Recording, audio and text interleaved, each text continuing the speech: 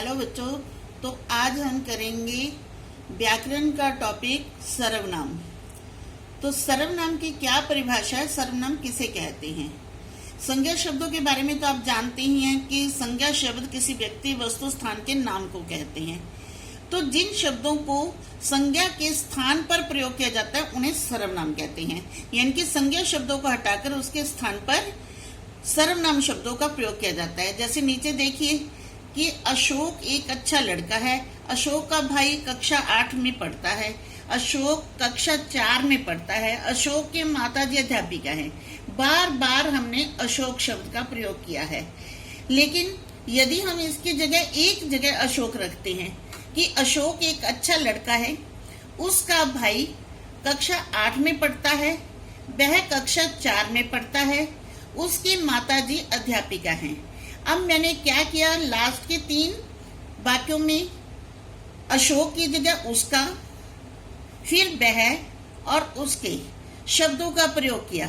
तो उसका, वह, उसकी, ये संज्ञा शब्द अशोक की जगह पर इस्तेमाल किए गए हैं, अतः ये सर्वनाम शब्द कहलाते हैं। अब हम सर्वनाम के भेद करते हैं। सर्वनाम के मुख्य रूप से 6 भेद हैं। पुरुषवाचक सर्वनाम, निश्चयवाचक सर्वनाम, अनिश्चयवाचक सर्वनाम, संबंधवाचक सर्वनाम, प्रश्नवाचक सर्वनाम, निजवाचक सर्वनाम। आज हम इनमें से 3 भेदों के बारे में पढ़ेंगे। पुरुषवाचक, निश्चयवाचक और अनिश्चयवाचक सर्वनाम के बारे में आज पढ़ेंगे, और बाकी संबंधवाचक, प्रश्नवाचक और निजवाचक के बारे में कल बताया जाएगा। पहला है पुरुषवाचक सर्वनाम। चाची शालू से बोली, मैं सब्जी लेकर आई हूँ।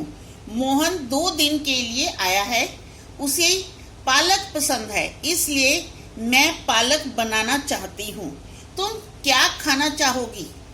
यानी कि यहाँ मैं शब्द चाची ने अपने लिए प्रयोग किया है, यानी कि बोलने वाले ने अपने लिए प्रयोग किया है। मोहन और उसे शब्द मोहन के लिए आया है, जिसके बारे में बात की जा रही है। और तुम शब्द किसके लिए आया है कि जो सुन रहा है, यानी शालू के बारे में बात की है।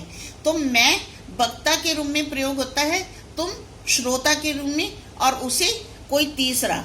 जैसे आप कहते हो कि फर्स्ट पर्सन मैं, हम, और श्रोता सुनने वाले होता है जो दूसरा, तो उसके लिए तुम या आप शब्दों का प्रयोग किया जाता है।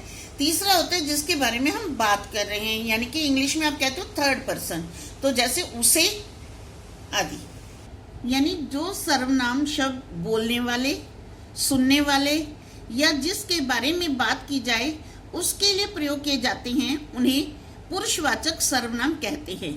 जैसे मैं, हम, वह, वे, तू, तुम, तुम्हें, आप, उसे, उसकी आदि। आगे पुरुषवाचक सर्वनाम के 3 भेद हैं। पुरुषवाचक सर्वनाम के 3 भेद कौन से हैं? उत्तम पुरुष, मध्यम पुरुष और अन्य पुरुष। उत्तम पुरुष व्यक्ति अपने लिए जो शब्द प्रयोग करता है, जैसे मैं रामायण पढ़ता हूँ, हम बाजार जाते हैं, मेरा घर छोटा है, जैसे मैं, हम, मेरा, ये उत्तम पुरुष के उदाहरण हैं। मध्यम पुरुष जैसे तुम मेरे मित्र हो, आप यहाँ बैठिए, यानी कि हम दूसरे सुनने वाले के लिए हम कहते हैं कि तुम और आप शब्दों का प्रयोग करते हैं। तो ये मध्यम पुरुष सर्वनाम कहलाते हैं। अन्य पुरुष, वह जा रही है, वे खाना खा रहे हैं, वह पढ़ाई कर रहा है, उनका घर पास में ही है। यानी कि वह, वे, वह, उनका, यानी कि हम किसी अन्य व्यक्ति के बारे में बात कर रहे हैं, यानी कि थर्ड पर्सन के बारे में बात कर रहे हैं। तो वह, वे, वह, उनका, इनसे बनने वाले शब्द क्या कहलाते हैं? अन्य पुरुष। सर्वनाम का दूसरा भेद है निश्चयवाचक सर्वनाम। यानी जिस सर्वनाम शब्द से किसी निश्चित वस्तु या व्यक्ति का पता चलता है उसे निश्चयवाचक सर्वनाम कहते हैं।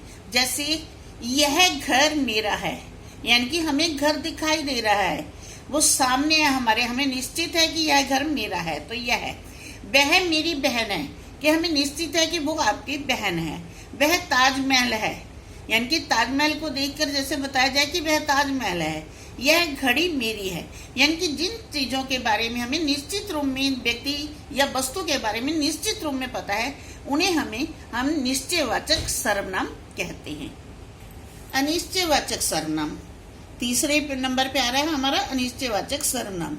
यानी जिस सर्वनाम शब्द से किसी अनिश्चित वस्तु या व्यक्ति का बोध ना हो, यानी कि वो व्यक्ति या वस्तु हमें दिखाई नहीं दे रही है, हम उसके बारे में नहीं जानते, उसे अनिश्चयवाचक सर्वनाम कहते हैं। जैसे नीलम कुछ लिख रही है, नीलम क्या लिख रही है वो हमें नहीं पता। दरवाजे पर कोई खड़ा है लेकिन हमें नहीं पता कि कौन खड़ा है। तो कोई शब्द कुछ या सीता कुछ कर रही है, कि क्या काम कर रही है, कुछ कर रही है, हमें नहीं पता कि क्या कर रही है। तो कुछ और कोई, ये शब्द अनिश्चयवाचक सर्वनाम कहलाते हैं। तो बेटा आज हमने सर्वनाम के 3 भेदों के बारे में जाना। तो अगली वीडियो में आपको चौथे, 5वें और 6ठे सर्वनाम के बारे में समझाया जाएगा।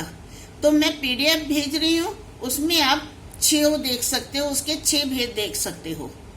तो इसका अभ्यास कीजिए, पढ़िए और रिवाइज कीजिए।